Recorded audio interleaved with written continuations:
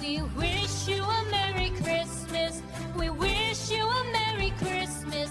We wish you a Merry Christmas and a Happy New Year. The tidings we bring.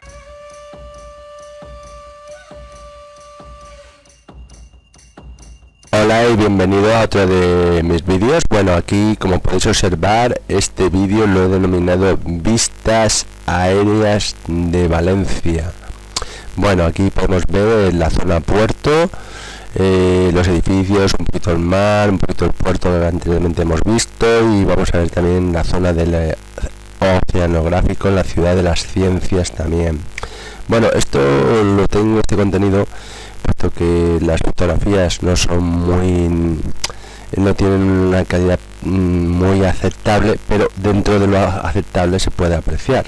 Entonces, claro, yo tenía cámaras de baja rendimiento, de baja calidad, en píxeles, y bueno, también, bueno, como lo que estáis viendo, yo pienso que está bastante aceptable, ¿no? Dentro de unas cámaras antiguas que usaba hace ya unos años, ¿no? Bueno, con estas imágenes, que una vez un amigo me invitó a unos edificios que veremos enormes, que son tipo rascacielos, que empezaron esta hora aquí en Valencia.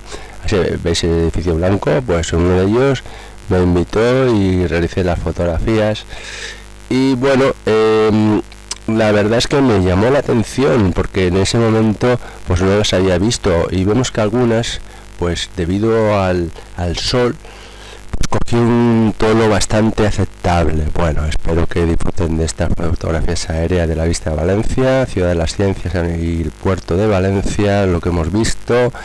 Y bueno, les quiero comentar que el próximo vídeo se va a llamar El Huevo. No se lo pierdan, que es algo espectacular.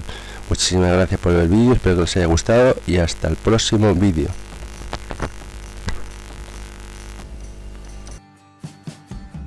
We